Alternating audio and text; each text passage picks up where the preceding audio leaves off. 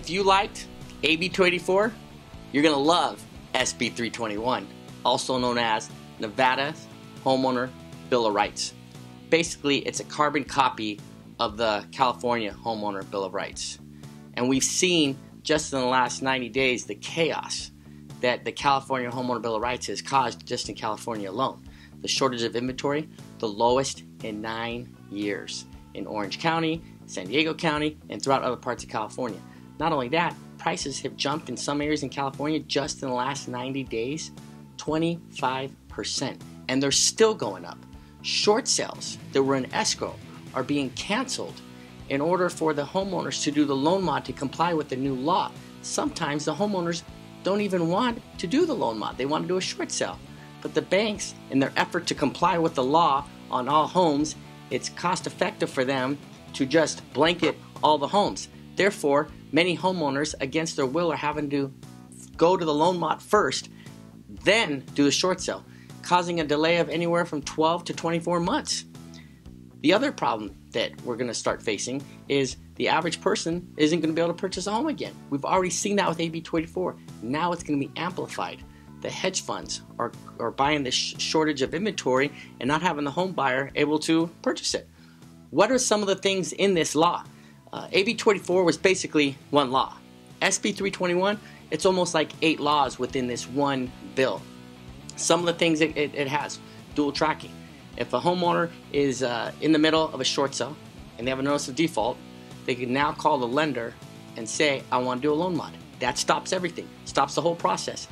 And after the loan mod is successful or unsuccessful, if it's unsuccessful, the lender has to restart the whole foreclosure process.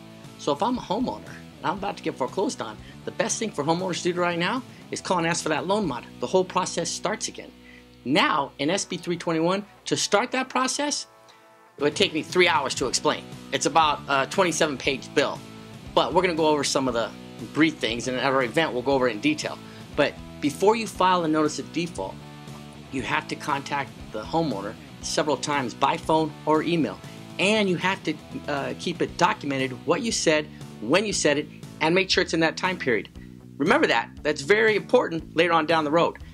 After that's done, you file the notice of default. The banks file the notice of default. Then on that next 30-day period, they have to do the exact same thing they did in the previous 30-day period, and they have to explain to the homeowner where they can get help, how they can get help, and it has to be documented. All that has to be done in the 30-day period. And the homeowner has to decide if they want to do mediation or not.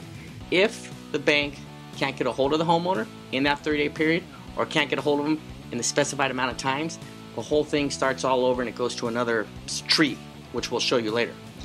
Now, all that process, then it goes through with another mediation where the bank gets to decide, where the homeowner can go through another process of trying another loan modification, and that backs it up. Another time frame. Now, with all this going on, the servicer needs to sell the property 9 months from the notice of default. Therefore, during this whole period, if all this is done in a timely fashion, it's almost impossible to do that 9-month period. Therefore, if it's not done in that 9-month period, the bank has to start all over again, the whole process. The notice of default has to be refiled, and the whole process has to start again. That's just one section. Now, another section is, let's say the whole process is almost done. The homeowner can stop the process by filing a lawsuit and forcing the bank to produce documents and produce those timelines that we just said. Did you contact the person? Who did you speak to? What numbers? If any of that was done incorrect, the whole process starts all over again. Or if it was foreclosed on, then the process will be halted while the owner can determine whether penalties should be assessed based on anywhere from $7,500 to $50,000 if all those steps weren't taking place. The good news for homeowners, if you've been in your house for 3 to 5 years without making a payment and you have a notice of default, this will add another 3 years. The time frames, so you'll be there for 8 years. If you just started missing payments, the time frame is expected now to be 3 to 5 years. The time frame, the new time frame with this SB 321 is going to double the foreclosure process period. So who knows, right now the average is over 2 years, it's about 3 years, so this is expected to make it 5 to 6 years because the homeowner and their attorney can keep on refiling paperwork to start the process over again. How do we know this? It's happening in California. How do we know what the results of SB 321 are going to be? It's in California. Approximately 40,000 homes in 60-day period, actually 60 to 90-day period, 40,000 homes that were in the foreclosure process were canceled. Some were short sales, some were on the route to foreclosures, some were vacant homes.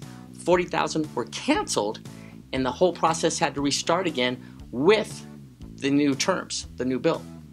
This is why you're seeing such a shortage of homes in California. This is why you're seeing prices skyrocket in California. You can ask any realtor in California how this is affecting the real estate, and basically it's complete chaos. Now, how do you take advantage of it? Well, if you're purchasing property right now, it's almost certain it's going to go up another 25-30%. How do we know? Happened in California. It's the same law. If you're trying to buy more time in your house, this law is going to allow you to buy probably another 2 years to 4 years. Remember, we're just talking about 3 or 4 pages of this 27-page bill. And we know the effects on how long it's taken in California. If you're interested in finding more about this program and how, if you're an investor, how you can profit from this chaos, how you can profit from this shortage, if you're a homeowner and you want to buy more time in your home and you want to know these new laws and how you can get a better loan modification that you currently do, contact us. This bill is going to allow you to get a better loan mod. There's another program coming out now in July 1st, I believe, that if you do have a loan mod and your payment is high, you can actually get another loan mod streamlined with a lower payment. This bill is going to help that also. And if you're a builder, build away. Builders are going to, they should change this name of this bill to the Home Builder Bill of Rights, because new homes are going to skyrocket even higher than they already are. And we can expect, like California, from the prices today, another 25 to maybe another 50%. I mean, I believe that we're going to see some houses that are priced today go up another 40 to 50% based on this bill, because this is going to keep inventory down most likely for another 24 months. So the inventory we see today will probably drop even further, believe it or not, because a lot of these short sales that are escrow will be canceled to take advantage of the new law, and this will create even a longer shortage of inventory. Probably what we're thinking about now is 2015 at the earliest, because with these time frames on this SB 321, it's going to extend the process double from what it is now. So we're looking from 2 to 4 years. So if you're looking for a home right now, you're probably on the wrong side of the fence on this law. But if you're a homeowner or you're an investor that recently purchased a property, you have access to properties, this, and builders of course, this law is a lottery ticket. If you're interested about finding more about this, come to our next event.